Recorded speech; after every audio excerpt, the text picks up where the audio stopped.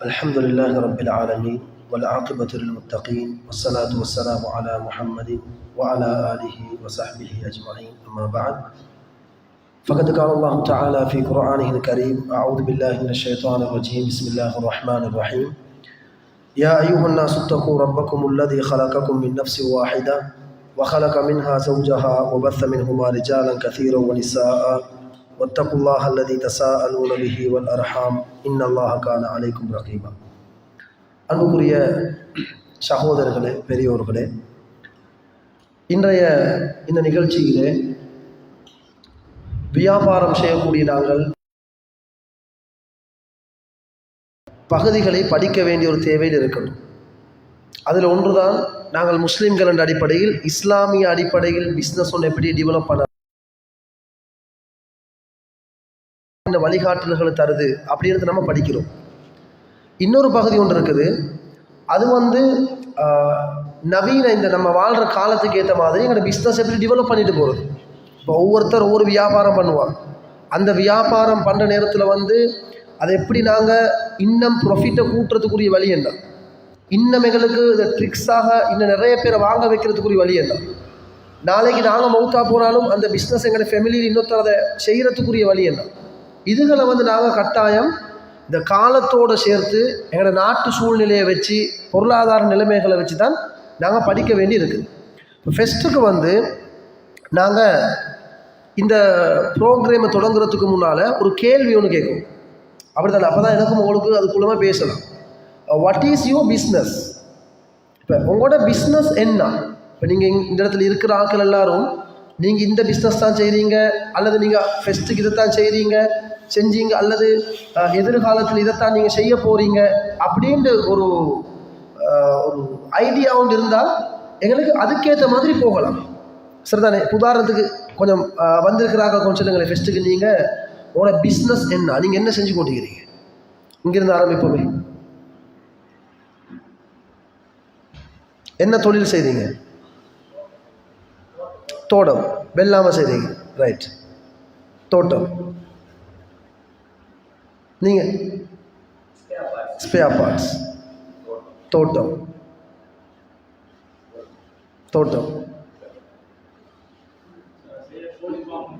Form செய்கிறீங்க, right. செய்யணும் மிஷால், right. இப்போ ரிப்போர்ட்டர் ஆகிடுங்க, ஃப்யூச்சரில் ஒரு பிஸ்னஸ் பண்ணுறதுக்கு ஐடியா பண்ணுறீங்க. நீங்கள் எப்படி? உடுப்பு கடை, ரைட். டெக்ஸ்டைல். நீங்கள் தோட்டம், வேளாண், எலக்ட்ரிக்கல் குட்ஸ், ரைட். இப்போ நாங்கள் வேறு பிஸ்னஸுக்கு போக தேவையில்லை, அப்படி தானே? அப்போ நாங்கள் இதுக்குள்ளே எங்களுக்கு என்ன ஐடியாஸ் இருக்குது, எங்களுக்கு என்ன செய்யலாம், ஃபெஸ்ட்டுக்கு நாங்கள் விலையும் கொள்ளணும். What is your business? உங்களோட பிஸ்னஸ் என்னன்றது ஒரு கேள்வி. ரெண்டாவது, வாட் இஸ் யுவர் ப்ராடக்ட்? உங்களோட பிஸ்னஸுக்குள்ளே இருக்கக்கூடிய ஐட்டம் என்ன? இப்போ உதாரணமாக டெக்ஸ்டைல் நீங்கள் செய்கிறீங்கன்னா லேடிஸ் உடுப்பிக்கும், ஜென்ஸ் டைக்கும், கிட்ஸ் டைக்கும், அப்படி ஒரு வெரைட்டிஸ் இருக்கும். அதே மாதிரி எலக்ட்ரிக்கல் ஐட்டம்னு சொல்லிங்கன்னா அதில் லைட் இருக்கும், ஃபேன், சுவிட்ச் ஐட்டம், அதே மாதிரி நிறைய அந்த ரேஞ்சில் எல்லாமே இருக்கும், இல்லைங்களா? அதை இப்படி பல வியாபாரம். இப்போ தோட்டம் வரக்குள்ளே இப்போ முந்தி காலத்தில் ஒரு 50 வருடங்களுக்கு முன்னே, ஒரு 40 வருடங்களுக்கு முன்னுக்கு செஞ்ச அதே சிஸ்டமில் இப்போ சிஸ்டங்கள் மாறி, ஒரு காலத்தில் மாட்டை வச்சு உழுந்தவங்க இன்றைக்கு மெஷினை வச்சு உழுவுறாங்க. அப்போ டெக்னாலஜி முன்னேறுது. அப்போ இந்த வியாபாரம் இப்போ நாங்கள் செய்யக்கூடிய தோட்டம் விஷயங்களாக இருக்கட்டும், அல்லது கடைகளாக இருக்கட்டும், இதை நாங்கள் எப்படி முன்னுக்கு கொண்டு போகிறேன் அப்படின்றதுக்கு ஆக முக்கியமாக நீங்கள் விளங்கணும். Who is your customer? உங்களோட சாமானை யார் வாங்குறாங்க? இப்போ நீங்கள் தோட்டம் செய்றீங்க, தோட்டம் செய்கிறது போல உங்களுக்கு நீங்கள் தோட்டமெல்லாம் செஞ்சு நீங்களே அறுவடை செஞ்சு உங்களுக்கு கொண்டு கொழும்புல விற்கணுமா? உங்கள்கிட்ட வாங்குவாங்களா? வாங்க மாட்டாங்க, அப்படி தானே? வாங்க மாட்டாங்கன்னு நீங்கள் யாருன்னு தெரியா? இது நல்ல ஐட்டமாக சரலாக உங்களுக்கு தெரியா உங்கள் வாங்குறவங்களுக்கு? அப்போ உங்கள்கிட்ட ஊரில் சில ஆட்கள் இருப்பாங்க, எல்லாத்த அறுவடை காலத்துலேயும் போய் நெல்லுகளை வாங்குவாங்க. அவங்க பெரிய சல்லி வச்சுருப்பாங்க, எல்லா தோட்டத்துக்கும் போய் நெல்லுகளை வாங்குவாங்க. நீங்கள் ஒரு பச்சை கொச்சிக்க நாட்டில் வைக்கிற தோட்டத்தில் அதுவும் நீங்கள் டிரெக்டாக கொண்டு போய் சந்தையில் விற்க மாட்டீங்க. 50 கிராம் 100 கிராம் 50 ரூபாக்கு 100 ரூபாய்க்கு நீங்கள் விற்க மாட்டீங்க. நீங்கள் தோட்டம் செய்வீங்க, அந்த அறுவடை காலங்கள் அதெல்லாத்தையும் எடுத்து அதை ஹோல்சேலாக என்ன செய்வீங்க, விற்பனை செய்வீங்க. இதான் நடக்குது. அப்போ நாங்கள் ஃபெஸ்ட்டுக்கு விலையும் கொள்ளணும் பண்ண தெரியுமா? ரைட், ஃபெஸ்ட்டுக்கு நாங்கள் விலையும் கொள்ளணும் அப்படின்னு கேட்டால் எங்களோட கஸ்டமர் யார், இது ஆக முக்கியம். எங்களுக்கு கஸ்டமர் ஒன்று இல்லைண்டா எங்களுக்கு ஒரு ப்ராடக்டை விற்கலாம். உங்களுக்கு தோட்டம் செய்யவும் இல்லை. இப்போ நீங்கள் தோட்டம் செய்கிறீங்க, அறுவடை காலம் வந்தாச்சு, அதை அறுத்து யாருக்கு கொடுக்க போகிறீங்க? வீட்டில் வைக்கணுமா? இல்லை, நீங்கள் யாராவது ஒருத்தருக்கு நீங்கள் விற்கணும். அப்போ இந்த கஸ்டமர் முக்கியம் தானே. ரைட், அடுத்தது பாருங்க தெரியுமா, இன்னொரு விஷயம் பார்க்கணும். What is your competition? உங்களோட போட்டியாளர்கள் யார்? போட்டி என்ன? எதோட நீங்கள் போட்டி போடணும், எதோட நீங்கள் போட்டி போடணும். அதே மாதிரி செஞ்சு கொண்டிருக்கக்கூடிய பிஸ்னஸை இன்னொரு படி மேலே நீங்கள் கொண்டு போகிறதாக இருந்தால் புது புது வியூகங்கள் என்ன வகுக்கலாம், ஸ்ட்ராட்டஜி சொல்லுவாங்க. புது புது வியூகங்கள். இப்போ நான் ஒரு 10 ஏக்கர் நிலம் விவசாயம் செஞ்சோம் என்றால் எனக்கு ஒரு 3 மாதம் 4 மாதம் வெயிட் பண்ணி ஒரு 25 lakhs ப்ராஃபிட் வருது, 25 லட்சம் ப்ராஃபிட் வருது, ஒரு 20 லட்சம் ப்ராஃபிட் வருது. உதாரணத்துக்கு வைங்களேன், இப்போ எந்த நாளும் இதே 20 லட்சத்தை ப்ராஃபிட் எடுக்கிறதா இல்லாட்டினா கூட்டலாமா? கூட்டுறதாக இருந்தால் என்ன செய்யலாம்? இதுகளை தான் நாங்கள் இன்றைக்கி படிக்க போகிறோம். சரி, முதலாவது நீங்கள் விலைக்கொள்ளல் பண்ண தெரியுமா, ஏண்ட பிஸ்னஸ் என்னன்றதை நாங்கள் விளங்கினத்துக்கு போகிறோம். அந்த பிஸ்னஸுக்கு கீழால் இருக்கக்கூடிய பொருள், எந்த பொருளை நான் விற்க போகிறேன், எதை நான் உற்பத்தி செய்ய போகிறேன், எதை நான் விவசாயம் செய்ய போகிறேன் சம்மந்தமான ஒரு நாலேஜ் ஒன்று இருக்கும். சரிதானே? உதாரணமாக பாருங்கள், நாங்கள் வெள்ளாமை எடுத்துக்கொள்வோமே, ஃபெஸ்ட்டுக்கு வெள்ளாமல் போடுறோம். சிலாக்கள் சொல்லுவாங்க, நான் இந்த ஒரு ஹஜ்ஜுக்கு போகிறதுக்கு இருந்தேன், பாஸ்போர்ட் இந்த பொருள் நடந்துச்சு, பாஸ்போர்ட்டை கொடுத்தாங்க ஆளுக்கு, ஹஜ்ஜுக்கு போகிற நியத்தில் கொடுத்தாங்க. ஏன்? வெள்ளாமல் செஞ்சுருக்கிறோம், அறுவடை காலங்களில் வருது, மாஷா அல்லாஹ் எங்களுக்கு ஒரு ப்ராஃபிட் ஒன்று கிடைக்கும், ஹஜ்ஜுக்கு போகலாம். கொடுத்த அதே ஸ்பீடில் ரிட்டர்ன் எடுத்தாங்க, ஹஜ்ஜுக்கு போகல. ஏன் போகல? இல்லை, இந்த முறை மழை பெஞ்சிச்சு, வெள்ளாமல் தாண்டு போகல, மூழ்கி பெஞ்சாச்சு.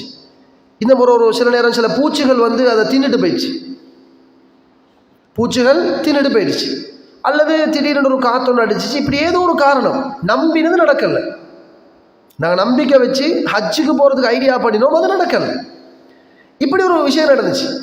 அதே மாதிரி இப்போ நாங்கள் யோசிக்கணும், சார் இந்த முறை அப்படி நடந்துச்சு, நெக்ஸ்ட் செஷன் அடுத்த முறைக்கு நாங்கள் ஒரு வெள்ளாமை செய்கிற நேரத்தில், நாங்கள் ஒரு வயல் நிலத்தை நாங்கள் விவசாயம் உழுது செய்கிற நேரத்தில் இதுகள் நடக்காமல் என்னத்தை செய்யலாம், என்ன ஐடியாக்களை யூஸ் பண்ணலாம், இதாக முக்கியம். அதில் ஒன்று நீங்கள் ஃபஸ்ட்டுக்கு பாருங்கள், மழை பெஞ்சா தாளுது. இப்போ நாங்கள் இந்த நேரம் துவா அல்லாட்ட நாங்கள் துவா கேட்கணும், யா அல்லாஹ் உன்னை மீது தவக்குள் வச்சு நான் ஒரு விதையை போட்டிருக்கிறேன், அதை நீ மரமாக மாற்றி அதை ஒரு நாற்றாக மாற்றி அதில் கதிர்களை தந்து நிறைய அறுவடைகளை தரணும், அதனால் ப்ராஃபிட்டை தரணும், முழுக்க முழுக்க அல்லாட மேலே தான் நம்பிக்கை வைக்கணும். அதெல்லாம் ஏற்பாடு செய்கிறது அல்லா தானே. ரைட், அதுக்கு முன்னுக்கு நாங்கள் சில வேலைகளை செய்யணும் தெரியுமா. வளமையாக வெள்ளாமல் செஞ்சு கொண்டிருக்கிற பீரியட்ஸில் மழை ஓவராக பெஞ்சா வயல் தாண்டு போகும், வயல் தாண்டு போகும். இது நடக்குதே. சரி, இது நடக்காம எங்களுக்கு என்ன சரி செய்யலாமா? மனுஷன் அடிப்படையில் ஏதாவது செய்யலாமா? கான் வெட்டலாமா? அல்லது சில ஓவரா தண்ணி வரப்போலே அதை வந்து ஒரு ஓடையில் போய் கலந்து ஆத்தோட ஆத்தாக கலந்து அதை அப்படி தண்ணி அனுப்புறதுக்குரிய வழி செய்யலாமா? இதை நாங்கள் யோசிக்கணும். நான் அண்மையில் ஒரு இடத்துக்கு போனேன், அப்போ அவங்க வயல் நிலம் செஞ்சுருந்தாங்க. அப்போ அதை வந்து ஒரு சைட்லேருந்து பார்க்கக்குள்ளே ஒரே மட்டமான நிலம் தான், இங்கே இருக்கிற மாதிரி மட்டமான நிலம் தான். ஆனால் சைட்லேருந்து பார்க்கக்கூட ஒரு சின்ன டிஃப்ரெண்ட்டான ஒரு தோட்டம், டிஃப்ரெண்ட்டான ஸ்டைலுக்கு காட்சி அளிக்குது. அதை எப்படின்னு விளங்கப்படுத்துகிற உங்களுக்கு ஃபோட்டோஸ் இருந்தால் காட்டலாம். மட்டமான நிலத்தில் விவசாயம் செஞ்சுருக்கிறாங்க. ஆனால் அதை நீங்கள் தூரத்துலேருந்து பார்க்கக்கூடிய, நல்ல தூரத்துலேருந்து பார்த்தீங்கன்னா தட்டு தட்டு தட்டு தட்டுமா இருக்கும். கிட்ட வந்து பார்த்தீங்கன்னா இல்லை ஃப்ளட் நிலம் தான் நீங்கள். அது எப்படி? இப்போ நீங்கள் நூறலி போன்ற பிரதேசங்களில் போக நீங்கள் பாருங்கள், மலைகளை குறைஞ்சி தான் அவங்க என்ன செய்வாங்க, விவசாயம் செய்வாங்க. தட்டு தட்டு தட்டு தட்டாக அது சிம்பிளாக விளங்குது. ஒவ்வொரு ஃபர்ஸ்ட் செகண்ட் தேர்ட் ஃபோர்த் இப்படி தட்டு தட்டாக இருக்கும், நாட்டி இருப்பான். ஆனால் இங்கே எல்லாமே ஃப்ளட்டில் தான் இருக்குது. இங்கே அப்படி செய்யறது மழை ஒன்றும் இல்லை. ரைட், அப்போ நான் சொல்கிற இடத்துல வந்து மட்டமான நிலத்தில் அவங்க என்ன செஞ்சுருந்தாங்கன்னா விளங்காமல் ஒவ்வொரு இன்ச் 2 inches அல்லது 3 inches சின்ன சின்ன சின்ன சின்ன கெப்புகளை வச்சு வச்சு வச்சு படி மாதிரி, ஆனால் படி விளங்காது. இது எத்தனையோ வருஷத்துக்கு அப்புறம் அவங்க செஞ்சுருக்கிறாங்கன்றால் கிட்டத்தட்ட 10-15 வருஷத்துக்கு அப்புறம் பிளான் பண்ணி மழை பெஞ்சால் இந்த பயிர் நிலங்கள் மூழ்காமல் இருக்கிறதுக்கு என்ன செய்யலாம், மழை பெஞ்சால் பயிர் நிலங்கள் மூழ்காமல் இருப்பதற்கு என்ன செய்யலாம்னு ஐடியா பண்ணி மிச்சம் கஷ்டப்பட்டு செஞ்சுக்கிறாங்க. தாழ் நிலத்தில் சமமான தரையில் வந்து அவங்க சில கெப்ஸுகளை அப்படி வச்சு வச்சுருக்கிறாங்க. சைட்டில் ஒரு கான் ஒன்று வெட்டிருக்கிறாங்க. என்ன சொல்கிறாங்கண்டா, ஓவராக மழை பெய்ஞ்சால் அது அப்படியே ஒரு சைடுக்கு வலிஞ்சு போகிற மாதிரி தான் வச்சுக்கணும். இதுக்கு முன்னாலேலாம் தாண்டிச்சு, இதுக்கு முன்னால் மூழ்கி போணுச்சு. ஆனால் இனிமேல் தாழாமல் இருப்பதற்கு சில ஐட்டங்கள் அப்போ கேட்டால் உங்களுக்கு எப்படி தெரியும்? இந்த சிஸ்டம் உங்களுக்கு எப்படி தெரியும்? அப்படி தானே 15-20 வருஷமாக நஷ்டம் கொடுத்துட்டு இப்போ ஒரு புது சிஸ்டத்துக்கு வாரதாக இருந்தால் என்ன எப்படி நீங்கள் அதை கண்டுபிடிச்சிங்க? அப்போ தான் அவங்க சொன்னாங்க, இப்போ நிறைய எக்ரிகல்ச்சர் பிளான்டேஷன் நிறைய கம்பெனிஸுகள் வந்துக்குது. கம்பெனிஸுகளுக்கு இடையில் நிறைய போட்டிகள் இருக்குது. இப்போ நான் ஒரு கம்பெனியை ஸ்டார்ட் பண்ணுறேன், நீங்கள் ஒரு கம்பெனி ஸ்டார்ட் பண்ணுறீங்க, நீங்கள் இன்னொரு கம்பெனி ஸ்டார்ட் பண்ணுறீங்க. எல்லாரும் எக்ரிகல்ச்சர் தான் சப்போர்ட் பண்ண போகிறோம். இப்போ எனக்கு தேவை நான் இந்த கம்பெனி மூலமாக நிறைய ப்ராஃபிட் அடிக்கும், உங்களுக்கு தேவை இல்லை இவரை விட நான் கூட சம்பாதிக்கும். அப்படி ஒரு ஐடியா சொல்லியிருக்குது. அவங்கள்ட்ட கூப்பிட்டு ஐடியா கேட்டுக்கிறாங்க. அவங்கள்ட்ட இன்ஜினியர்ஸ் மாதிரி அமைக்கிறாங்க. அவங்கள்ட்ட கூப்பிட்டு ஐடியா கேட்டுக்கிறாங்க. வளமையாக தண்ணி வந்தால் தாள் என்ன செய்யும்? அவங்க தான் ஐடியா கொடுத்துருக்குறாங்க தெரியுமா? நீங்கள் இந்த ஸ்டைலில் செய்யுங்க, மழை பெஞ்சால் தாளாது. உண்மையிலே அவங்க சொன்ன மாதிரி செஞ்சுருக்கிறாங்க. கடுமையான மழை பெஞ்சுங்கான தண்ணி நிற்குது இல்லை, வலிஞ்சு போகுது. அப்போ அதுக்கு எவ்வளோ செலவழிச்சுன்னு கேட்டால் கிட்டத்தட்ட ஒரு 2-3 லட்சம் எக்ஸ்ட்ரா செலவழிச்சு தான் நிற்கிறாங்க. வளமையான கொஸ்ட்டை விட 2-3 லட்சம் எக்ஸ்ட்ரா செலவழிச்சிக்கிறாங்க. ஆனால் அவங்க சொல்கிறாங்கன்னு தெரியுமா, 15-20 வருஷமாக தெரியாமல் இருந்த ஒரு ட்ரிக்ஸை நாங்கள் இந்த முறை 3 லட்சம் 4 லட்சம் கொடுத்தாவது நாங்கள் படிச்சுக்கொண்டோம். இந்த முறை எங்களுக்கு ப்ராஃபிட் கிடைக்கலாட்டியும் பரவாயில்ல, அடுத்த முறைகள் இருந்து எங்களுக்கு ப்ராஃபிட் நிறைய வரும் அப்படின்றாங்க. நீங்கள் ஃபேஸ்புக்கில் இருக்கட்டும், கூகுள்லையாக இருக்கட்டும், பிளான்டேஷன்ஸ் எக்ரிகல்ச்சர் கம்பெனிஸை நீங்கள் அடித்து பாருங்க, பார்க்கும் நிறைய இருக்குது. நிறையவே இன்றைக்கு இருக்குது. அவங்க ப்ரொஃபஷனலாக இன்றைக்கி செஞ்சு கொண்டு வராங்க. அதை நாங்கள் ஏன் யூஸ் பண்ணாமிக்கிறோம்? முதலாவது நான் இந்த வெள்ளாமை வச்சு சொல்கிறேன். அடுத்த பிரச்சனை வருதுன்னு தெரியுமா, பயிர் நிலங்களை இந்த பூச்சிகள் தின்னுது, அதால் விளைச்சல் குறைவுன்னுவாங்க.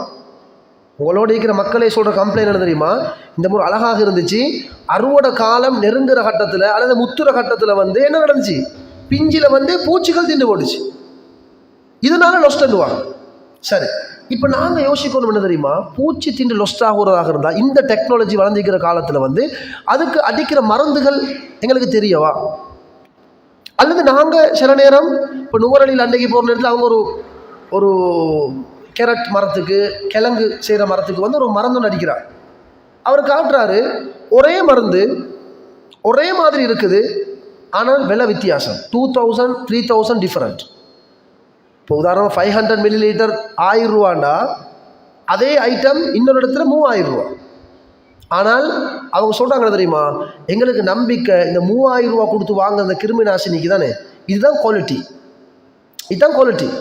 ஏனால் அது மருந்தாக இருக்கும். இந்த 1000 ரூபா 2000 ரூபா குறைச்சி எங்களுக்கு பஜாரில் தருவாங்க, அது மருந்துட வாசம் எல்லாமே இருக்கும், ஆனால் அதோட ரிசல்ட்ஸ் வராது. நீங்கள் சும்மா மரத்துக்கு அடிப்பீங்க, ஆனால் அந்த பூச்சி அடித்ததுக்கு மேலால் சாப்பிட்டு போயிடும். இப்போ நம்ம யோசிக்கணும் தெரியுமா, 2000 ரூபா நயம் பார்த்த நீங்கள், ஒரு 10,000 ரூபா லாபம் பார்த்த நீங்கள் 10 லட்சத்தை நீங்கள் அழிச்சிக்கிறது சான்ஸ் கொடுக்குறீங்க. எங்களோட வியாபாரிகளோட மெயின் பீல் அதுதான். இப்போ நாங்களும் யோசிக்கணும் பாருங்களேன். உதாரணத்து வைங்களேன், இப்போ நாங்களும் ஒரு ப்ரோக்ராம் செய்யக்கூட அந்த கொஸ்ட் எப்படி கட் பண்ணுறேன், இந்த கொஸ்ட் எப்படி கட் பண்ணுறேன்னு சில விஷயங்களை செய்ய பார்ப்போம். உதாரணமாக ஒரு 50,000 ரூபா செலவழிக்கிற இடத்துல ஒரு 40,000 ரூபா செலவழிக்க பார்ப்போம்னு வைங்களேன், 10,000 ரூபா கொஞ்சம் மிச்சம் பிடிக்கலாம், இன்னொரு ப்ரோக்ராமுக்கு செலவழிக்கலாம்னு நினைக்கிறோம். ஆனால் அந்த 10,000 ரூபா லாபம் பார்க்க போய்த்து இன்றைக்கு செய்கிற ப்ரோக்ராமை நாங்கள் ஸ்பாயில் பண்ணிக்கணும், அதுக்காக ப்ரோக்ராம் செய்யலாம். இப்போ உதாரணத்து வைங்களேன், பின்ன இங்கே சவுண்ட் சிஸ்டம் எல்லாம் வச்சுருக்குது. சவுண்ட் சிஸ்டம்லாம் இவங்க வாங்கியிருக்கிறாங்க. ஏன் வாங்கணும்? மாதத்துக்கு ஒருக்க 2 மாதத்துக்கு ஒருக்க நடக்கிற ப்ரோக்ராமுக்கு ஏன் இதை வாங்கணும் என்றா, அவங்களுக்கு இதெல்லாம் வாங்குறதுக்கு ஒரு 4 லட்சம் ஒரு 3 லட்சம் 4 லட்சம் போடணும் வைங்களேன். சரி, இதை அவங்க லாங் டைம் எப்படி தான் யூஸ் பண்ணணும், திங்க் பண்ணணும். மாதத்துக்கு ஒரு ப்ரோக்ராம் வச்சு ஒரு டைமுக்கு 15,000 ரூபா கேட்பாங்க, 20,000 கேட்பாங்க ரெண்ட். நாங்கள் ஒவ்வொரு மாதமும் ப்ரோக்ராம் வைக்கக்குள்ள 20,000 செலவழிக்கிறோம் என்றால் 5 மாதம் 10 மாதம் ப்ரோக்ராம் வைக்கக்குள்ள எத்தனை லட்சம் போகுது? 2 வருஷத்துக்கு எத்தனை லட்சம் போகுது? இது காலம் தொட்டும் குறைஞ்ச ஒரு 10 வருஷம் பாவிச்சுன்னு வைங்களேன். அதுவும் வாங்குற நேரத்தில் நல்ல பிராண்ட் ஒன்றை பார்த்து நீங்கள் வாங்கிட்டீங்கன்னு சொன்னால் இன்னும் கூடுதலான காலம் பாவிக்கலாம். இப்போ நாங்கள் ஒரு பொருளை வாங்கக்கூடிய, ஒரு கிருமிநாசினியை வாங்கக்கூடிய, ஒரு ப்ரொடக்டை வாங்கக்கூடிய ஆட்கள் சொல்லுவாங்க, சும்மா தேவை அவங்களுக்கு இவ்வளோ ஒரு விலையை கொடுத்து நீங்கள் வாங்குறீங்க, அங்கே தானே பஜாரில் விலை குறை இருக்குது, எதை எடுத்தாலும் உண்டு தான், எதை எடுத்தாலும் உண்டு தானுவாங்க. இல்லை, டிஃப்ரெண்ட் இருக்குது. நிச்சயமாக டிஃபரெண்ட் இருக்குது. எனவே நாங்கள் கிருமி நாசினி யூஸ் பண்ணுறதாக இருந்தாலும் சரி, மருந்தடிக்கிறதாக இருந்தாலும் சரி, இங்கே உங்களுக்கு பழக்கப்பட்ட நம்பிக்கையான எஸ்எல்எஸ் பதிக்கப்பட்ட மனுஷனுக்கும் எஃபெக்ட் இல்லாத நல்ல மரம் நாற்றுகளை உருவாக்கக்கூடிய, பூச்சிகள் வந்து நிற்காம, பூச்சிகள் வந்து அதை வந்து கடிச்சிட்டு சாப்பிட்டு போயிடாம எது பாதுகாப்பானதோ அதை நம்ம பெஸ்ட்டுக்கு என்ன செய்யணும், அதைத்தான் பெஸ்ட்டுக்கு வாங்கணும். எனவே சின்ன லாபத்தை பார்த்து பெரிய ஒரு நஷ்டத்தை கொடுக்கக்கூடாது என்ற அந்த எத்திக்ஸிக்கு தானே அந்த சிஸ்டம் வியாபாரிகளாகிய எங்கட உள்ளத்தில் ஆழமாக பதியும். இதாக முக்கியம். நல்ல விளைங்கள். அடுத்தது, இன்றைக்கு பிஸ்னஸ் கன்சல்டன்ட் மாதிரி இருக்கிறாங்க. இப்போ அக்ரிகல்ச்சர் கன்சல்டன்ட் மாதிரி. உதாரணங்களே, உங்களுக்கு ஒரே நீங்கள் தோட்டம் செய்கிறீங்க, ஏதாவது ஒரு ப்ராப்ளம் வருது. இப்போ நீங்கள் அனுபவசாலிகள், 20 வருஷம் 30 வருஷம் அனுபவம் இருக்குதுன்னு வைங்களேன். ஆனாலும் அந்த அனுபவத்தை தாண்டி உங்களுக்கு பிரச்சனை வருது. என்ன நடக்குது அப்படின்னு நீங்கள் ஒவ்வொன்றை செஞ்சு பார்க்குறீங்க, சக்ஸஸ் இல்லை. அப்போ அந்த டைமுக்கு நீங்கள் ஒரு மருந்து அடித்து பார்க்குறீங்க, சக்ஸஸ் இல்லை, அதுக்கு ஒரு 5000 ரூபா. இன்னொரு மருந்து அடித்து பார்க்குறீங்க, 2000 ரூபா கொடுத்து, அதுக்கும் சக்ஸஸ் இல்லை. இன்னொரு மருந்து அடித்து பார்க்குறீங்க, இன்னொரு 5000 கொடுக்குறீங்க, அதுக்கும் சக்ஸஸ் இல்லை. அப்போ எவ்வளோ போகுது? அங்கே ஒரு 12000 செலவழிச்சாச்சு.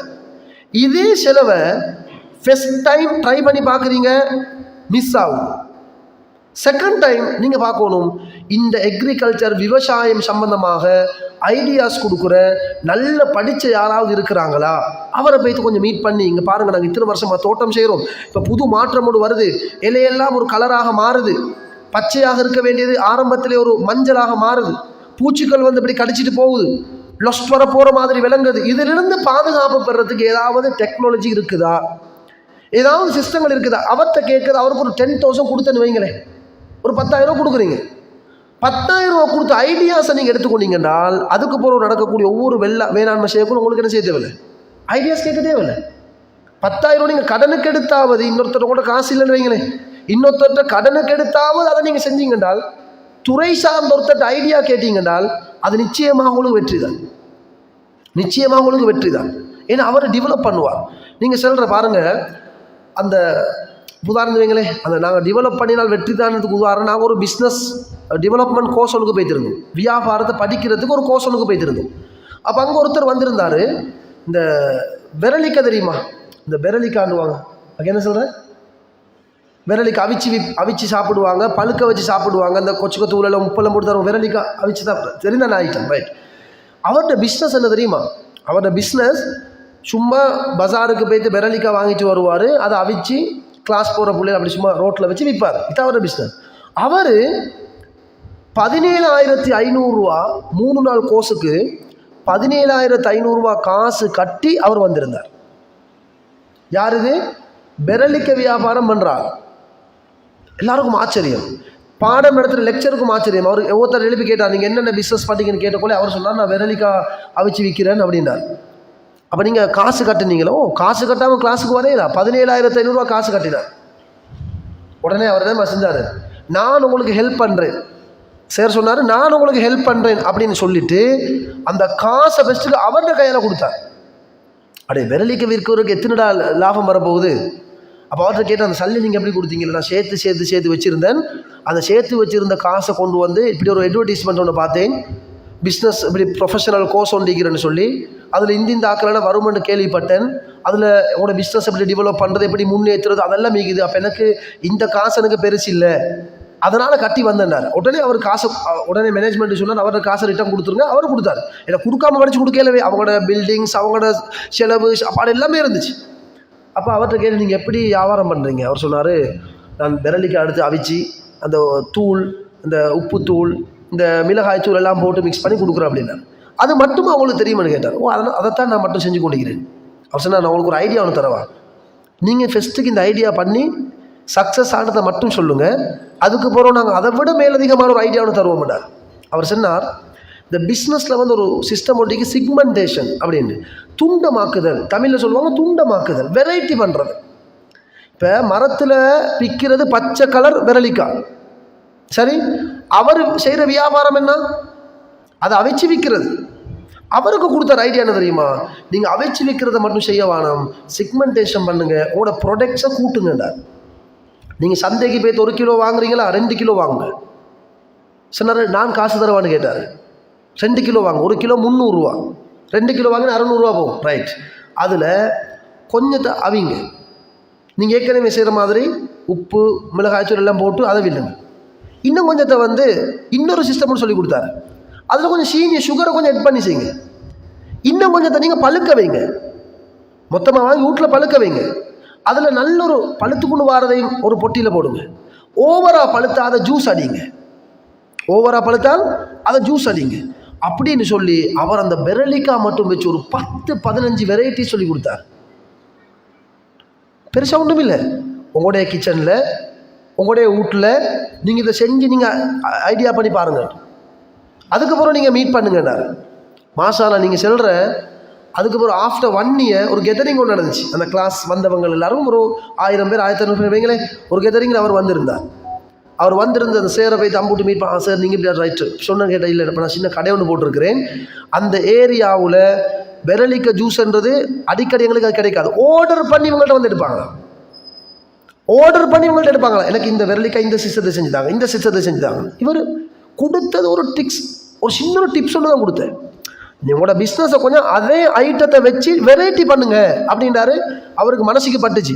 அவர் அப்போ சொல்கிறாரு தெரியுமா, சார் நீங்கள் 17,500 நான் கட்டினேன், 17,500 ரிட்டர்ன் பண்ணிட்டீங்க, இப்போ எனக்கு நினைக்குது நான் இப்போ சம்பாதிக்கிற ப்ராஃபிட்டுக்கு 17,500 இன்னும் நீங்கள் 50,000 கட்ட சொன்னிருந்தால் நான் கடன் எடுத்தாவது கட்டிப்பேன் என்றார். ஏன்னா எங்களோட ஆட்களுக்கு அருமை விளங்குறதில்லை. இப்போ நாங்கள் நினைக்கிறது என்ன தெரியுமா, எங்களோட பரம்பரையாக பிஸ்னஸை செஞ்சுட்டு போகிறோம், புதிய சிஸ்டம் ஒன்றும் இல்லை, புதிய டெக்னாலஜி ஒன்று நாங்கள் யூஸ் பண்ண ரெடி இல்லை. இன்னுமே நாங்கள் பெரிய கொப்பி ஒன்று வச்சுக்கொண்டு எழுதிக்கொண்டு தடமாறிக்கணும் அப்படி தான் இருக்கிறது. நாங்கள் சும்மா சொல்கிறேன். அப்போ இது ஒரு ட்ரிக்ஸ். இப்போ எங்கர் கம்பெனிக்கு தானே, எங்கர் கம்பெனி அவன் எவ்வளோ பெரிய கம்பெனி, அவன் எவ்வளோ பெரிய கம்பெனி, கொக்கா கோலா கம்பெனி எவ்வளோ பெரிய கம்பெனி. நான் கேட்குறேன், அவங்களுக்கு அட்வர்டைஸ்மெண்ட் ஒன்று பண்ணினால எங்கர் பிஸ்னஸ் போகும்.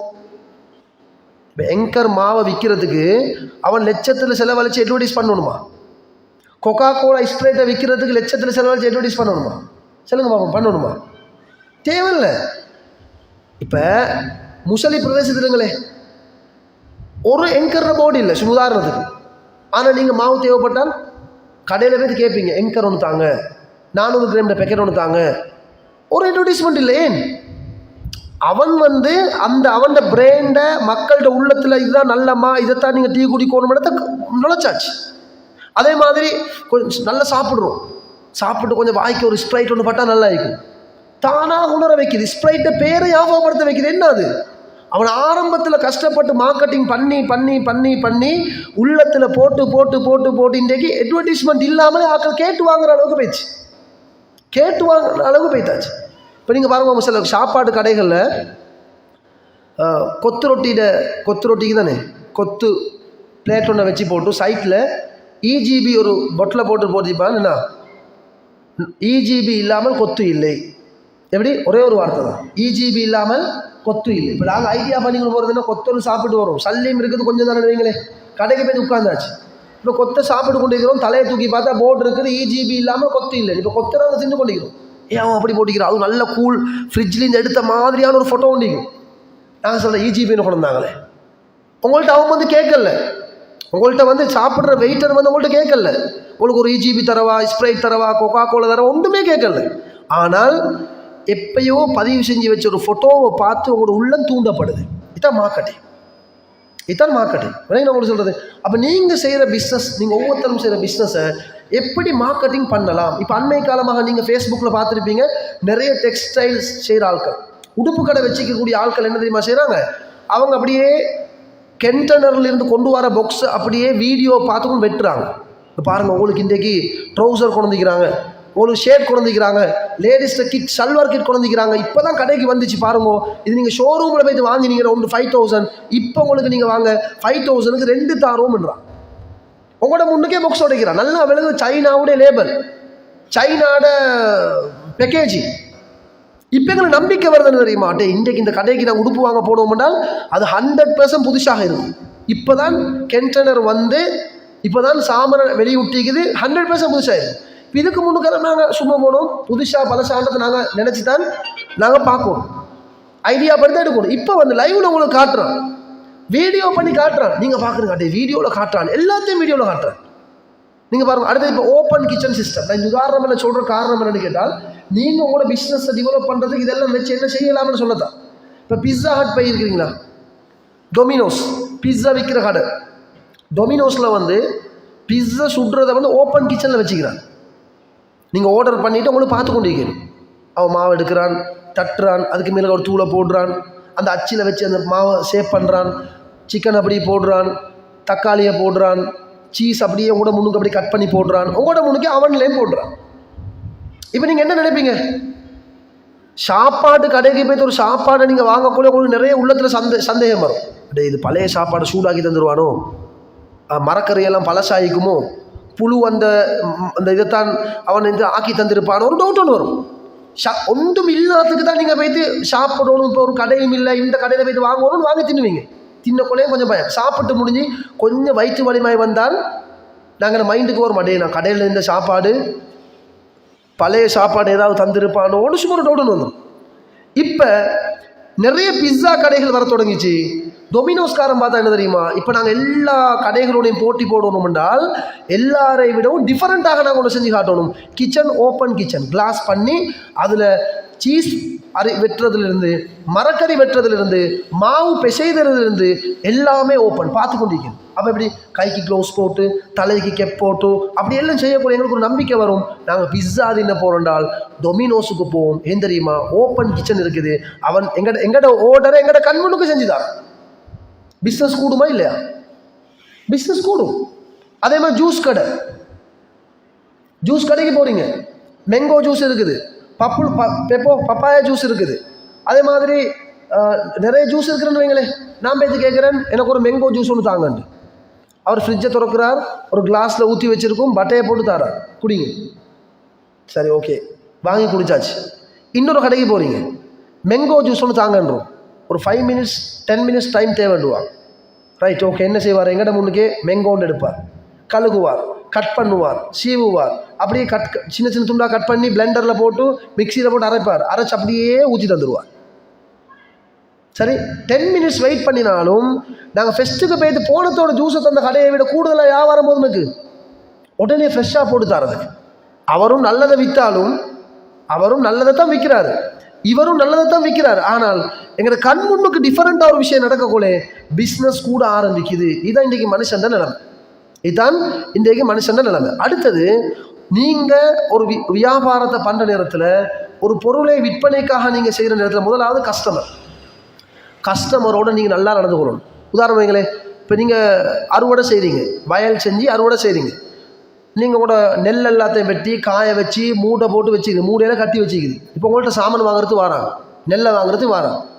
வரக்குள்ளே அவர் பஜாரில் போகிற ஒரு ப்ரைஸ் சொல்லிக்குமே, ஒரு கிலோ 120 ரூபா, 130 ரூபா, 140 ரூபா, எல்லாரும் பரவலாக வாங்குகிறாங்க. ஆனால் அந்த மனுஷன் உங்கள்கிட்ட எல்லாரை விடவும் 5 ரூபா கூட தராரு, உங்களுக்கு 5 ரூபா கூட தரார். அப்போ அடுத்தவங்க கேட்பான், நீ யார்கிட்ட போய் நெல் வாங்கின? இல்லை முகமது ஆஜியார்கிட்ட போய் நெல் வாங்கிட்டு வந்த, எவ்வளோ விலை? கிலோ 135 ரூபாய்க்கு வாங்கினேன். அடே, எனக்கிட்ட 130 ரூபாய்க்கு இருந்துச்சு அப்பா, எனக்கிட்ட 125 ரூபாய்க்கு இருந்துச்சு அப்படின்னு சொல்லக்கொள்ளே அவர் கவலைப்பட மாட்டார். அவர் சொல்லுவார், உன்னையை விட 5 ரூபா அவருக்கு கூட தான் கொடுத்தேன், உன்னையை விட 10 ரூபா அவருக்கு கூட தான் கொடுத்தேன். ஏன் தெரியுமா? அவர் குவாலிட்டி மனுஷன் அப்பா, பொய் சொல்ல மாட்டார். இந்த பூச்சி புழு குடிச்ச நெல்லெல்லாம் முதல்ல மிக்ஸ் பண்ண மாட்டார். ஜெனுவினாக இந்த முறை அறுவடைக்கு வந்ததென்னால் எங்கட கண் முன்னுக்கே எல்லாத்தையும் வெட்டுறதெல்லாம் செய்வார், எங்கட முன்னுக்கே மூட்டை பண்ணுவார். இதுவரைக்கும் 5-10 வருஷமாக அவர்கிட்ட நெல் வாங்கியிருக்கிறேன்.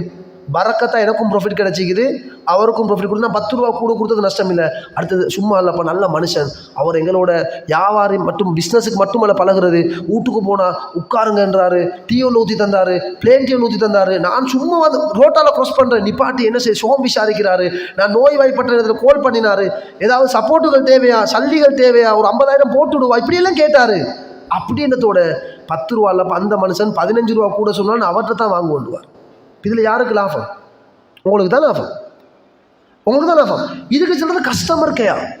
நீங்கள் பாருங்க, டயலாகும் கால் பண்ணுறீங்க, ஏதாவது உங்களோட சிம்ல ஒரு ப்ராப்ளம், அல்லது லெக்கோவுக்கு கால் பண்ணுறீங்க, என்னத்தையாவது கால் பண்ணுறீங்க. கால் பண்ணி முதலாவது அங்கே அதில் வேலை செய்கிற ஆட்கள் எப்போயாவது உங்களோட கோபமாக பேசியிருப்பாங்களா? நீங்கள் கோபத்தில் நல்லா ஏசிருப்பீங்க.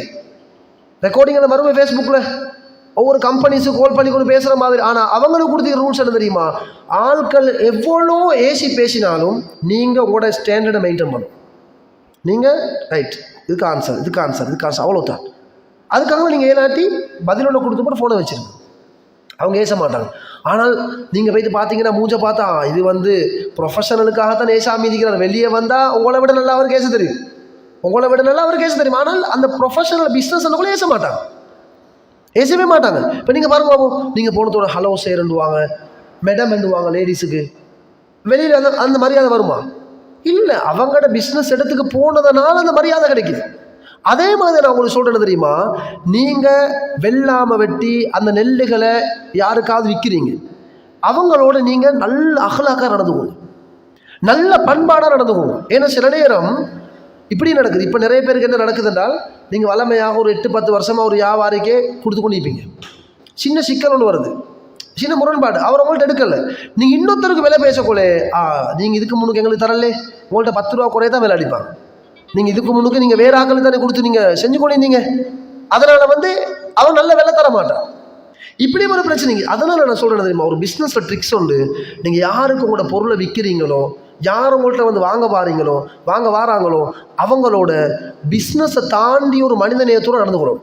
இப்போ வீட்டுக்கு வராரு, தோட்டத்தில் நிற்கிறீங்க, அவர் நல்ல விலை பேசி கொண்டிருக்கிறார், அந்த தோட்டத்துக்கும் உங்களோட வீட்டுக்கும் இடையில் சரியான தூரம் முடிக்கும், ஒரு 3 கிலோமீட்டர் இருக்கிறேன்னு வைங்களேன், வந்திக்கிற டைமை பாருங்கள், காலையில் ஒரு 11 மணிக்கு வந்துக்கிறாரா, அப்புறம் ஆச்சார் ஒரு ஜூஸ் ஒன்று குடிப்போமா, இல்லை கடை ஒன்றும் இல்லை, கடையில் அப்போ வீட்டில் இருக்குது ஃப்ரெஷ் ஜூஸ் அடிச்செடுப்போம்னா அவர் வானாண்டுவார், டக்குன்னு வீட்டுக்கு கால் பண்ணுற 2 ஜூஸ் அடிச்சு அவசரமாக அனுப்புங்க. எவ்வளோ கொஸ்டாக போகுது, ஒரு 200 ரூபா போகும், 300 ரூபா போகும். அந்த வெயில் அடிக்கிற நேரத்தில் நீங்கள் அவருக்கு அந்த ஜூஸை கொடுத்து அந்த வயலுக்கிட்ட வச்சு குடிக்க கொடுத்து நீங்கள் பேசி கொடுத்து பாருங்கள். நீங்கள் 5 ரூபா கூட்டி விலை சொன்னாலும், சும்மா சொல்கிறேன், நீங்கள் 5 ரூபா கூட்டி விலை சொன்னாலும், அடே இவன் நல்ல அகலாக்காக நடந்து கொண்டு நம்ம பேசினான், வந்தத்தோட வெயில் அடிக்குது, ஜூஸ் ஒன்று கொடுத்தான். இன்னொரு ஏற்கனவே ஒரு தோட்டத்துக்கு போய் விலையை விசாரிச்சுப்பார், இன்னொரு வயலுக்கு போய்த்து அவர் கிலோக்கு 125 ரூபா சொல்லிப்பார், நீங்கள் 130 ரூபா சொல்கிறீங்க. ஆனால் நீங்கள் கொடுத்த 200 ரூபாட அந்த ஜூஸ் இருக்குதே, 200 ரூபா செலவழித்து கொடுத்த ஜூஸ் லட்சத்தில் உங்களுக்கு ப்ராஃபிட் வர்றதுக்கு சான்ஸ் அமையுது. அவருக்கும் கையால் லட்சத்துக்கு கூட கொடுத்து வாங்க வேண்டிய ஒரு நிர்பந்தத்துக்கு அவர் ஆளாகிறார். இதுதான் பிஸ்னஸ் ட்ரிக்ஸ். கொடுத்த ஒரு ஜூஸ் யோசிச்சு பாருங்க பார்ப்போம். நீங்கள் இதை நாகமே இப்போ நீங்கள் பெரிய பெரிய ரிசப்ஷன் ஹால்ஸ் தானே, இப்போ கொழும்புல வந்து இப்போ நான் ஒரு கல்யாணம் பண்ண வந்தால் ஒரு ஹாலை புக் பண்ணுவோம், ஹாலுக்கு எவ்வளோ 1 லட்சம், சாப்பாட்டுக்கு எவ்வளோ எல்லாத்தையும் பார்த்துக்கிட்டு நாங்கள் சாப்பாடு மாடு வேறு வாங்குகிறோம், அரிசி வேறு வாங்குகிறோம், எல்லாமே இருக்குது. இப்போ கொழும்பு போன்ற இடங்களில் வந்து அவங்க ஒன்றும் எங்களுக்கு ஒரு வேலையும் இல்லை, இத்தனாம் தேதி கல்யாணம் வருது, எத்தனை பேர் 500 பேர் வருவாங்க, அவங்க சொல்லுவாங்க ஒரு தலைக்கு 4000 ரூபா, per head 4000, நல்ல மெனுவை தருவாங்க செக் பண்ணுறதுக்கு. இப்போ மெனுவை காட்டுறது அதில் என்னைக்கும் சிக்கன் பிரியாணி, சிக்கன் இத்தனை பீஸ் வரும், அதுக்கு ஒரு களியக்கறி வரும், ஒரு க்ரீன் பீஸ் வரும், ஒரு சலாட் வரும், எல்லாம் வந்து வந்து வந்து வந்து அவர் சொல்லுவார் இப்படி. அப்போ டிஸ்கவுண்ட் கேட்பாங்க, நாங்கள் டிஸ்கவுண்ட் கேட்போம் தானே, எங்களுக்கு 4000 தரையில், அப்போ டிஸ்கவுண்ட் ஒன்று கழிச்சுட்டாங்கன்னுவா. அப்போ அவங்க சொல்லுவாங்க இப்படித்தான், டிஸ்கவுண்ட்னா தரத்துக்கு இது ஒன்றும் இல்லை சார், நான் உங்களுக்கு ஒரு சப்போர்ட் ஒன்று தாரனே என்று இன்னொரு புக்கை பிரிப்பார். இன்னொரு புக்கை பிரித்து காட்டுவார். என்ன தெரியுமா, இவ்வளோ லட்சத்தில் செலவழித்து நீங்கள் என்ன செய்கிறீங்க, 500 பேருக்கு சாப்பாடு செய்கிறீங்க, நீங்கள் சிக்கன் பிரியாணி வைக்கிறீங்க, குருமா வைக்கிறீங்க, எல்லாமே வைக்கிறீங்க இல்லையா, அதோட நல்ல அந்த ட்ரிங்க்ஸ் குடிக்கிற கிளாஸில் ஒரு உதாரணங்களே ஒரு பேரக்கா ஜூஸ் ஒன்று வச்சுருந்தீங்கன்னா, அல்லது ஒரேஞ்ச் ஜூஸ் ஒன்று வச்சுருந்தீங்கன்னா இன்னும் பெஸ்ட் ஆகிக்கும், அந்த டேபிள் பசந்த் ஆகிக்கும் ஆஜியார் அப்படின்னுவார். அதுக்கு எவ்வளோ, ஒரு ஜூஸுக்கு 120 ரூபான்னுவார், உதாரணத்துக்கு சொல்ல 120 ரூபா. அப்போ 500 பேருக்கு எவ்வளோ வருது, பெரிய ஒரு அமௌண்ட் வருது. அவர் சொல்லுவார், நான் உங்களுக்கு சப்போர்ட் ஒன்று தாரேன், நீங்கள் டிஸ்கவுண்ட் ஒன்று கேட்குறீங்களே, அந்த ஜூஸை நான் ஏண்ட கணக்கில் ஃப்ரீயாக தாரண்டுவார், அந்த ஜூஸை ஏண்ட கணக்கில் ஃப்ரீயாக தாரண்டுவார். இப்போ நீங்களும் பார்க்குறாடே, டேபிளுக்கு பசந்தாய்க்கும் மாப்பிள்ளை ஊட்டாக்கள் வரக்குள்ளே, பொண்ணு ஊட்டாக்கள் வரக்குள்ளே 6 பேருக்கும் 6 நல்ல ட்ரிங்க்ஸ் குடிக்கிற பெரிய உயரமான கிளாஸில் ஒவ்வொரு ஃப்ளேவரில் ஜூஸ் ஊற்றி வச்சா நல்ல லுக் ஆகிக்கும், சுப்பீரியா ஆகிக்கும் அப்படின்னு நீங்கள் நினைக்கிறீங்க. ரைட் ஆஜர், அப்போ அந்த சப்போர்ட் தாங்களேன்னு அவர் தார டிஸ்கவுண்ட் நீங்கள் எக்ஸப்ட் பண்ணுறீங்க. அந்த ஓனர், அந்த ஹோட்டல் மேனேஜர் உங்களுக்கு தந்த டிஸ்கவுண்ட்டில் 2 விஷயம் மறைஞ்சிக்குது, எங்களுக்கு தெரியும், நான் ஹோல் செஞ்சதுனால சொல்கிறேன். 2 விஷயம் மறைஞ்சிக்குது. ஒன்று என்ன தெரியுமா, உங்களை கவர்ந்தாச்சு, நீங்கள் டிஸ்கவுண்ட் கேட்டீங்க, எப்படி தெரியுமா கவர்றாரு, அவர் உங்களுக்கு மொத்த கணக்கு 30 லட்சம் சொல்லி போட்டு 1 லட்சத்தை குறைச்சிங்கனாலும் நீங்கள் மனசில் என்ன நடக்கும், 30 லட்சம் டோட்டல் அமௌண்ட் வருது, நீங்கள் டிஸ்கவுண்ட் கேட்குறீங்க, சரி அப்பா உங்களுக்கு 1 லட்சத்தையே குறைச்சி தரேன்டா, 30 லட்சத்தில் 1 லட்சம் குறைச்சா உங்களோட மனசுக்கு படாது. யாராவது கேட்பாங்க எவ்வளோ, 30 லட்சம் சொல்லி போட்டு 29 லட்சத்துக்கு முடிச்சேன், அடே 1 லட்சம் மாடா குறைச்ச, அவன் பெரிய ஒரு அமௌண்ட் குறைச்சிக்குது, அவ்வளோ பெரிய குறைக்கலாம். ஆனால் 1 லட்சம் குறைச்சாலும் உங்களோட மனசாட்சி ஏற்றுக்கொள்ளாதது. அவர் வேறொரு ட்ரிக்ஸை காட்டினார் தெரியுமா? ஒன்றும் குறைக்கல, ஒரு டேபிளை நான் பசந்தாக்கி காட்டுறேன், வாரவங்கள்லாம் ஃபெஸ்ட்டுக்கு உட்காந்துட்டு சாப்பாடு வைக்கும் வரைக்கும் 1 hour வெயிட்டிங் பண்ணும், 45 minutes வெயிட் பண்ணணும். 9:30 தான் சாப்பாடு வைப்பாங்க, 8:30 மணியில் ஆட்கள் வந்து வந்து வந்து உட்கார்ந்து கொண்டிருக்கும். அது வரைக்கும் அவங்க கதைச்சு கொண்டிருக்கணும், ஜூஸை குடிச்சிட்டு கதைச்சு கொண்டிருக்கணும். அந்த குவாலிட்டியை, அந்த பசந்த, அந்த டிசைனை நான் உங்களுக்கு ஃப்ரீயாக தரேன். நீங்கள் கிளாஸுக்கு சல்லி கட்டவும் தேவையில்லை, ட்ரிங்க்ஸுக்கு சல்லி கட்டவும் தேவையில்லை. அந்த ட்ரிங்க்ஸை கொண்டு வந்து எக்ஸ்ட்ரா வைக்கிறாங்களே சர்வீஸ், அதுக்கும் சல்லி தர தேவையில்லை. அவன் அந்த சும்மா ஒரு ட்ரிங்க்ஸை தரேன்னு சொல்லாமல் அதை வர்ணித்து அதை பெரிய இன்னொன்று மாதிரி காட்டி உங்களை மடக்கிடுவான். நீங்கள் பார்க்குறது அடே வீட்டில் எல்லாம் வந்து கூட சொல்கிறீங்க தெரியுமா, நான் போய்ட்டு அந்த ஹோலில் புக் பண்ணிட்டு வந்தப்பா நல்ல மேனேஜர் ஒன்று தெரியுமா, அவர் சொல்லிட்டார் வாரவங்க எல்லாருக்கும் ஃப்ரீயாக பெரிய கிளாஸில் ஊற்றி அந்த ட்ரிங்க்ஸ் கிளாஸ் இருக்குது அந்த இந்த சேஸ் பண்ணி குடிப்பாங்க, ஸோ ஃபஸ்ட்டான கிளாஸையும் காட்டிடுவான். டேபிள் உள்ளுக்கு லாச்சை திறந்து அஜா இந்த கிளாஸில் அவங்க ட்ரிங்க்ஸ் வைக்க போகிறோன்னு காட்டிடுவோம். நாங்கள் பவுந்தாச்சு. இப்போ வீட்டில் வந்து சொல்கிறோம் மாசான நல்ல மேனேஜர் எல்லாத்துக்கும் ஃப்ரீயாக ட்ரிங்க்ஸ் ஒன்று தாரண்டாருன்னு சொல்லிட்டு வந்துடும். ஆனால் அதுக்குள்ளே இது முதலாவது விஷயம் உங்களோட கவர்ந்தாச்சு, ஹோட்டல் புக்கிங் கன்ஃபார்ம். 2வது அவங்க ட்ரிக்ஸ் என்ன தெரியுமா, நல்லா விளங்கிக்கோங்க. சாப்பாடு ஒன்று சாப்பிட்றதுக்கு ரெடியாக 200 ml. இப்போ உதாரணமாக ஒரு ப்ரொஃபஷனல் ஜூஸ் ஒன்றுக்கு 200 ml வரணும். ப்ரொஃபஷனல் ஜூஸ் ஒன்று நீங்கள் ஒரு 5 star ஹோட்டலில் போய்த்து ஒரு ஜூஸ் ஒன்று ஆர்டர் பண்ணினீங்கன்னால் சின்ன கப்பில் கொண்டு தர மாட்டாங்க. சரி, குறைஞ்சது 200 ml இருக்கணும். அதுதான் ப்ரொஃபஷனல் ஜூஸ் அளவு, குக்கரிங்கில் சொல்லுவாங்க. இப்போ அவன் உங்களுக்கு 200 ml ஜூஸை தந்துட்டு சும்மா தரல. அதுக்கு பின்னுக்கு அது பெரிய ஒரு ட்ரிக்ஸ் என்ன தெரியுமா, நீங்கள் தலைக்கு தான் ஆர்டர் பண்ணிக்கிறீங்க. ஒரு தலைக்கு 4000, பர் ஹெட் 4000.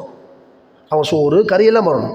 அந்த ட்ரிங்க்ஸை ஃப்ரீயாக தரதால் நீங்கள் சாப்பிட்ற 2 புடி அல்லது 3 புடி சோறு அங்கே குறையும், சாப்பிட மாட்டீங்க. நீங்கள் இப்போ நீங்கள் போய்த்து உட்கார்ந்ததோட பெரிய ஒரு 200 ml ட்ரிங்க்ஸ் ஒன்று மல்ல மல்ல மல்ல. அதுவும் இன்னொன்று தெரியுமா உங்களுக்கு, வந்த தாகத்து கடன்னு ஊற்றிட்டீங்கடா, அது சப்ஜெக்ட் வேறு, பசி போகாது. பேசி பேசி ஒரு ஸ்லிப்பை குடிக்கிறீங்க வைக்கிறீங்க, 2வது ஸ்லிப்பை குடிக்கிறீங்க வைக்கிறீங்க, மரகு குடிக்கிறீங்க வைக்கிறீங்களோ கூட அந்த 1/2 hour டைம் எடுத்து அந்த ஜூஸை குடிக்கக்கூடிய கூட பசி வெயிட்டாச்சாங்க. இது உங்களுக்கு வாழ்க்கையில் அனுபவ ரீதியாக உங்களுக்கு தெரியும். ஒரு பிளேன் டீ ஒன்றை டக்குன்னு குடிச்சிட்டு போகிறதுக்கும் 1/2 hour டைம் எடுத்து மொல்ல குடிச்ச கூட பசி வெயிட்டாச்சு. இப்போ தான் டீ குடிச்சிட்டு வந்து, இப்போ தான் பிளேன் டீ குடிச்சிட்டு வந்துடுவீங்க. அவங்க ட்ரிக்ஸ் அதுக்குள்ளுக்கு மறைஞ்சிக்கிறது தெரியுமா, அந்த ஜூஸ் உங்களுக்கு ஃப்ரீயாக தந்து அங்கே வரப்போகிற பெரிய ஒரு செலவை குறைக்கிறாங்க. 10 கிலோ அரிசி வாங்க வேண்டிய இடத்துல அவங்களுக்கு 9 கிலோ வாங்கினா போதும், 1 கிலோ அரிசி மிச்சம் முடிச்சாச்சு. சும்மா சொல்கிறேன் உங்களுக்கு விளங்கினா. அப்போ இது பாருங்க பார்ப்போம், உங்களையும் கவர்ந்து உங்களையும் கவர்ச்சியான ஒரு சிஸ்டமோட காட்டி நல்ல ப்ராஃபிட் சம்பாதிக்கிறதுக்குரிய வழியாக அவர் உள்ளுக்கால வச்சுக்கிறார். இது ஹலால், இது ஹராம் இல்லை, இது அவங்களுக்கு ஹராம் இல்லை. நீங்கள் உங்களை கவர்ந்து உங்களுக்கு ஒரு விஷயத்தை காட்டி விலையிலிருந்து ஒரு ப்ராஃபிட் ஒன்று எடுக்கிறார். அப்போ இந்த கஸ்டமரை நாங்கள் கவரணும். 2வது என்ன தெரியுமா, நீங்கள் எந்த தொழிலாக இருந்தாலும் கஸ்டமர்ன்ற ஒரு பாட்டு இருக்குது, கன்சியூமர்ன்ற ஒரு பாட்டு இருக்குது. கஸ்டமர் என்றால் வாடிக்கையாளர், தமிழில் சொல்கிறது. கன்சியூமர் என்றால் நுகர்வோர். Customer and consumer. உதாரணத்துக்கு உங்களோட கடையில், இப்போ உங்களோட எலக்ட்ரிக்கல் கடையில் ஒருத்தர் வந்து ஒரு ஹோல்டர் ஒன்று வாங்குறார், பல்ப் போட்டு ஒரு ஹோல்டர் ஒன்று வாங்குறார். யார் வராரு, வீட்டில் இருக்கக்கூடிய ஒரு 10 வயசு புள்ளி ஒன்று வரார், ஹோல்டரை வாங்குறார். வாப்பா ஹோல்டர் ஒன்று வாங்கிட்டு வர சொன்ன அப்படின்னு வாங்கிட்டு போகிறார். வாங்கிட்டு போய்த்து வீட்டில் எலக்ட்ரீஷியன் வந்து அந்த ஹோல்டரை ஃபிக்ஸ் பண்ணி லைட்டை போட்டு லைட்டை பற்ற வச்சால் கன்சியூமர் யார், வீட்டில் உள்ள உம்மா வாப்பா தாத்தா தங்கச்சி எல்லாரும் தான் அந்த லைட்டை வெளிச்சத்தை அனுபவிக்க போகிறாங்க. கஸ்டமர் யார், அந்த 10 வயசு பொடிய. இப்போ நீங்கள் இந்த இடத்துல 2 பேரையும் நீங்கள் கவனிச்சுக்கணும், கஸ்டமரையும் கவனிச்சுக்கணும், கன்சியூமரையும் கவனிச்சுக்கணும். எப்படி, கஸ்டமர் வரார், யார் கஸ்டமர், 10 வயசு பொடியன். நாங்கள் கடையில் அடுத்த பெரிய பெரிய ஆக்களை நிற்கக்கூட சின்ன பொடியன் வந்து நிற்கிறான், அவனை கணக்கெடுக்கிறவும் இல்லை. இப்போ நீங்களும் எலக்ட்ரிக்கல் ஷாப் வச்சுருக்கிறீங்க, இன்னொரு கிலோமீட்டரில் இன்னொருத்தரும் எலக்ட்ரிக்கல் ஷாப் வச்சுருப்பார், இன்னொருத்தரும் எலக்ட்ரிக்கல் ஷாப் வச்சுருப்பார். பொடியன் உங்களோட கடைக்கு தான் வந்தார்.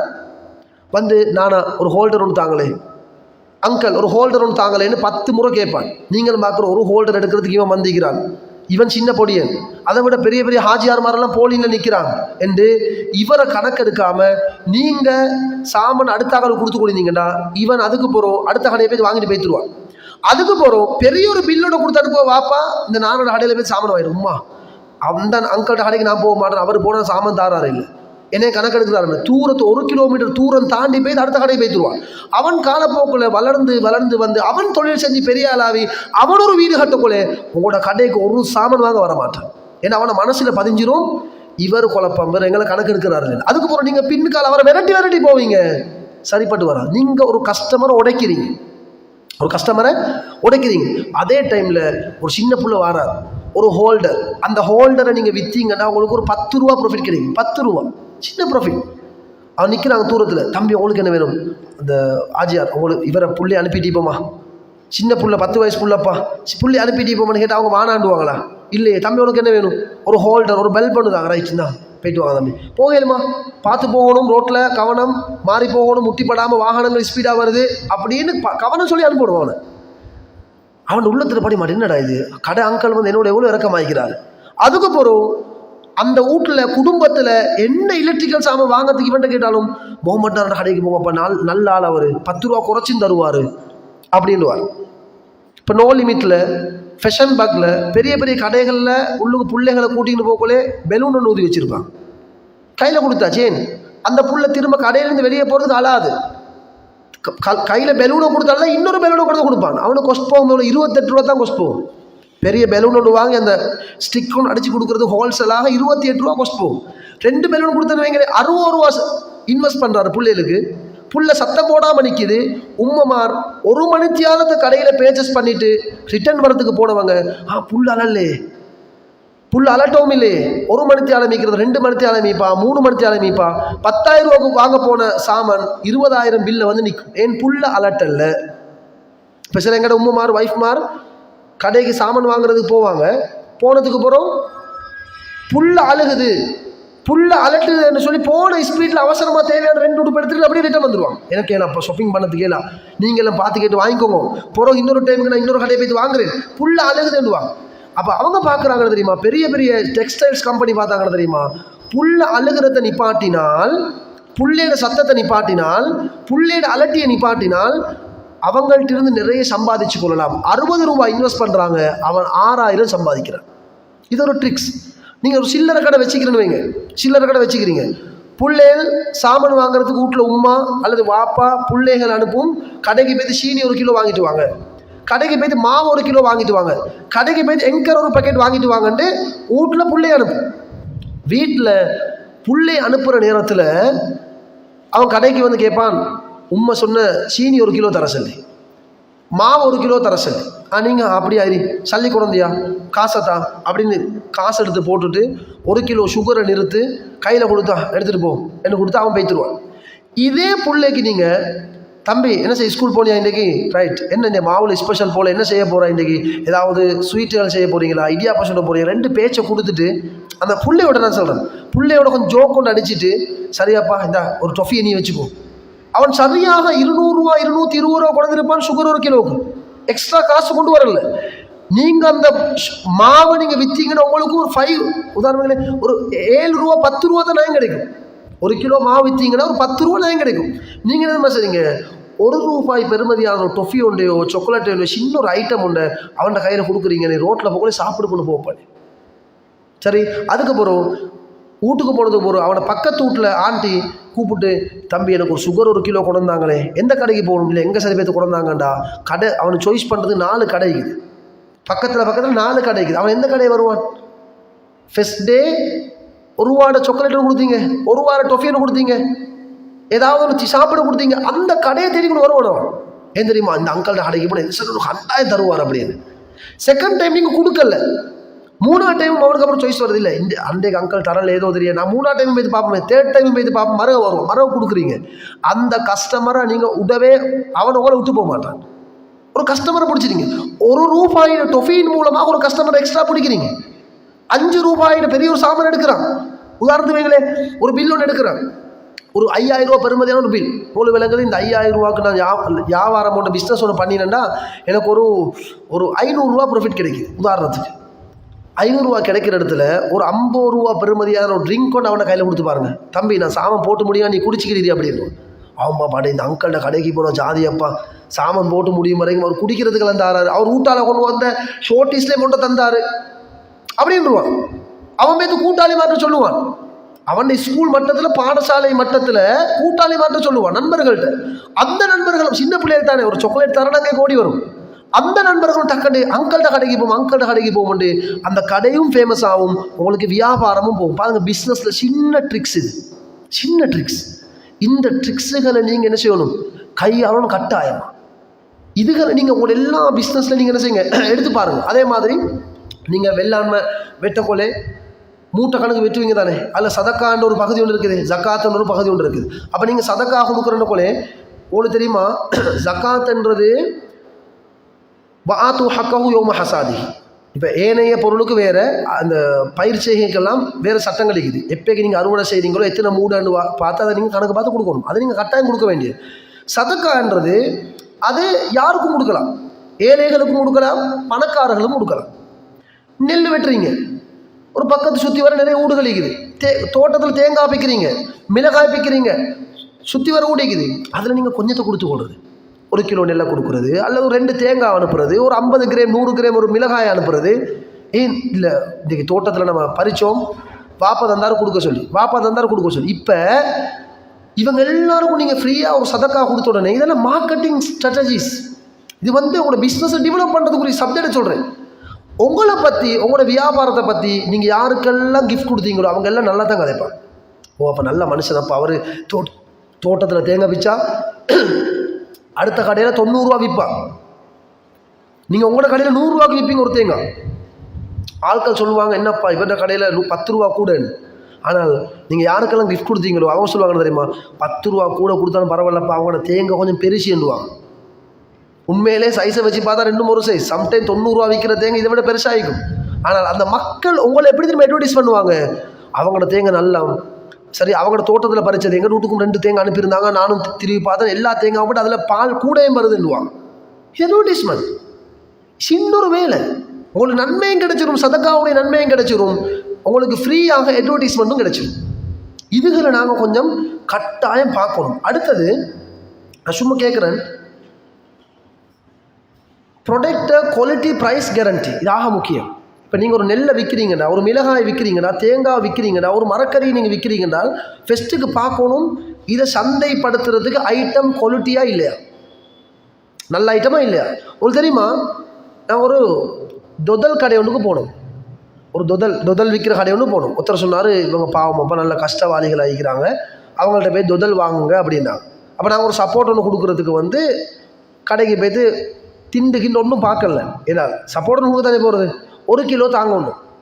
அவர் உடனே 1 கிலோ வெட்டி நிறுத்தி போட்டு தந்துட்டார். வீட்டுக்கு கொண்டு வந்து சாப்பிட்றதுக்கு பார்த்தா வாயில் வைக்க முடியாது, தின்ன ஏலா.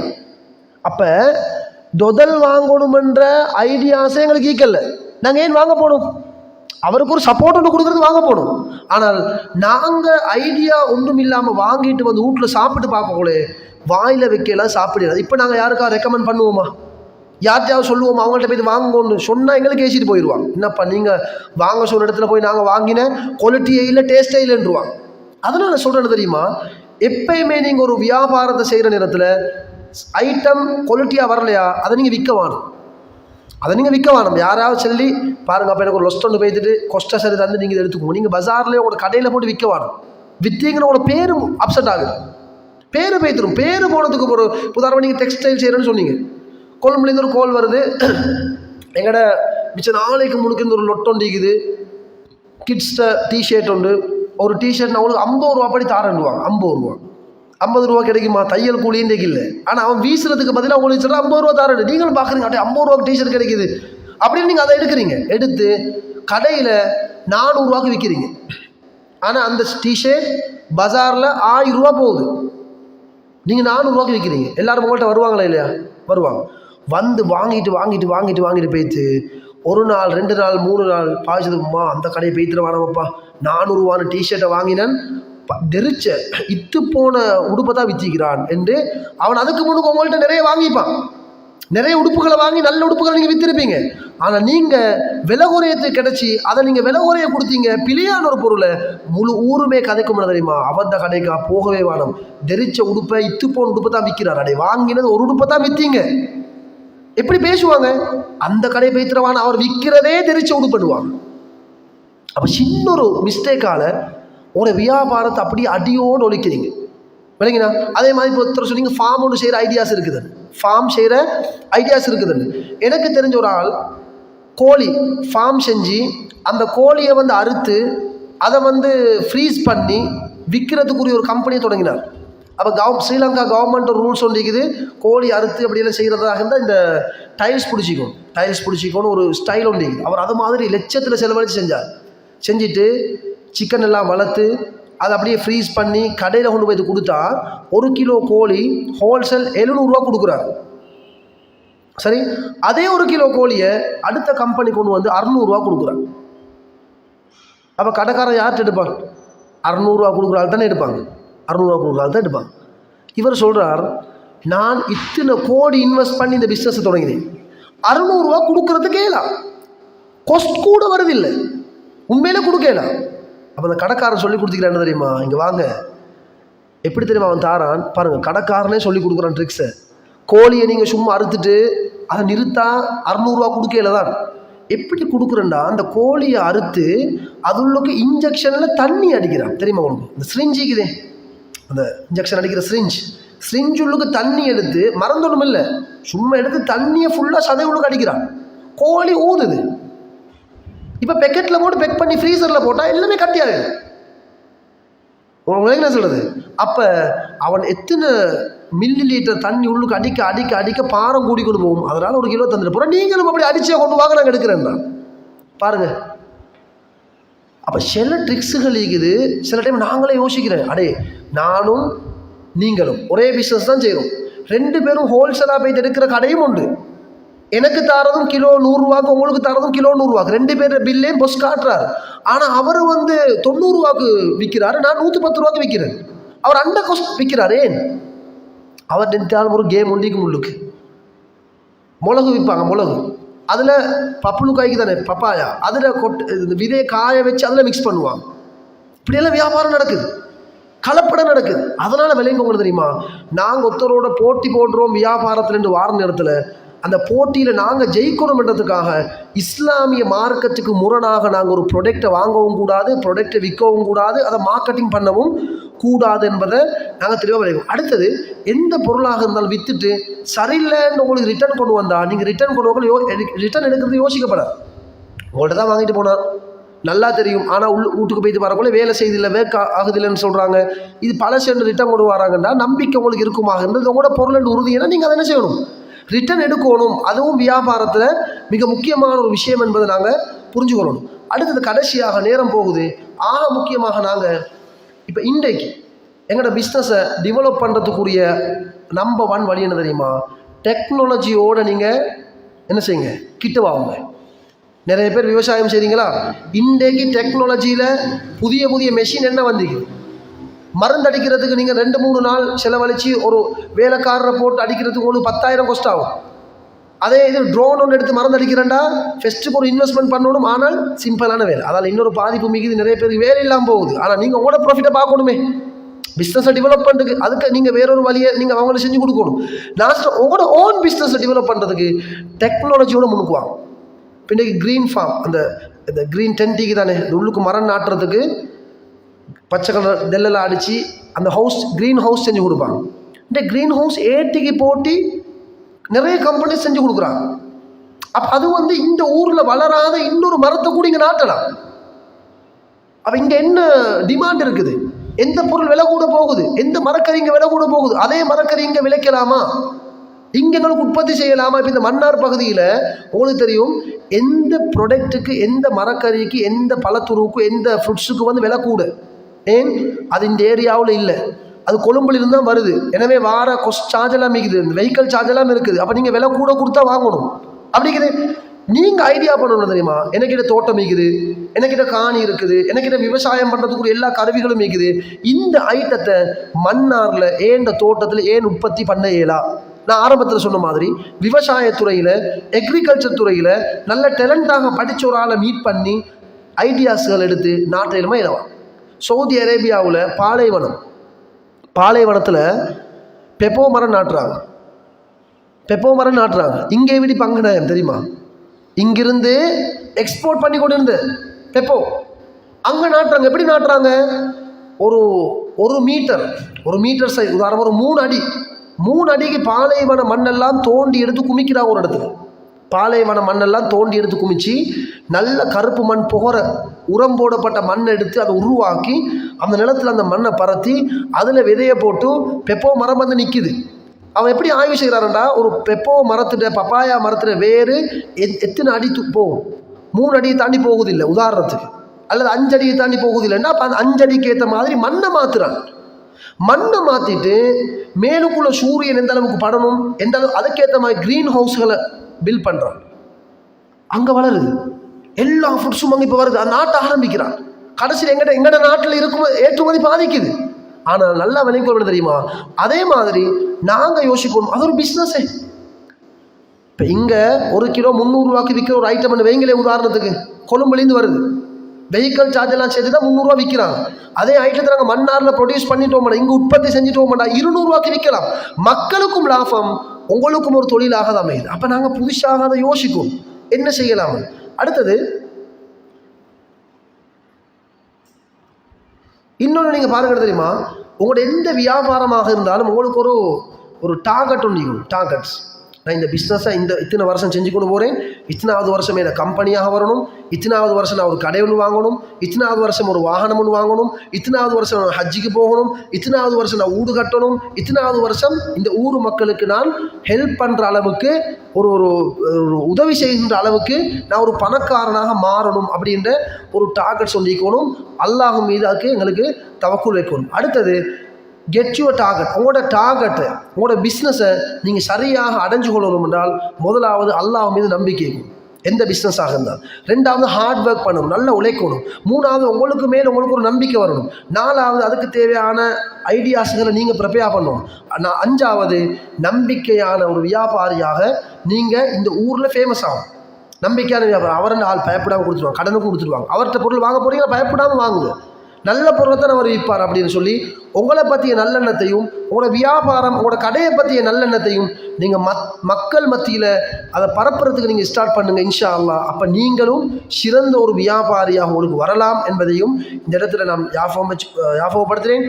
அதே மாதிரி எப்பயுமே நீங்கள் சில சேஞ்சஸ்களை உருவாக்கணும்னு தெரியுமா, 1 மேன் ஷோவில் இருந்து டீம் ஒர்க்குக்கு மாறணும்.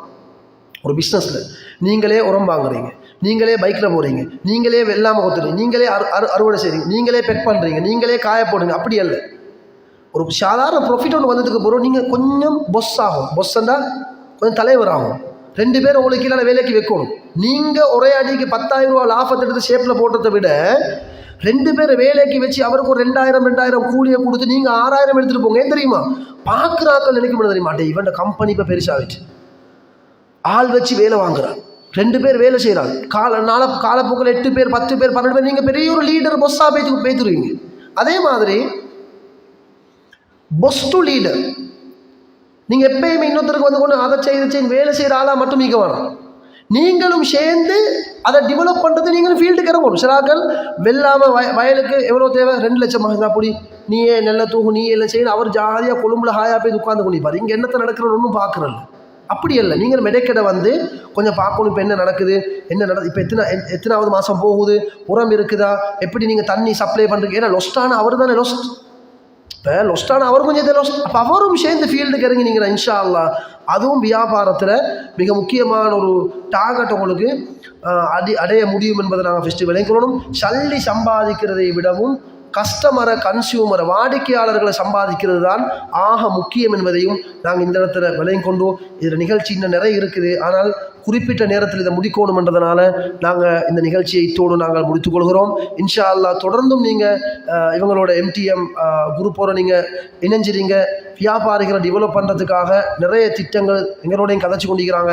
எங்களுக்கு பின்னுக்கால ஒரு டீம் ஒன்றும் இருக்குது இன்ஷா அல்லாஹ். உங்களுக்கு ஒவ்வொரு கட்டமாக 1 டே ஒர்க் ஷாப் மாதிரி இன்னும் ஆட்களை எடுத்து உங்களுக்கு சில ப்ராக்டிக்கல் செஷன்கள் தந்து அதை நீங்கள் உளப்பூர்வமாக ஏற்று நீங்களும் அதில் கலந்து கொண்டு அப்படி செய்யலாம்.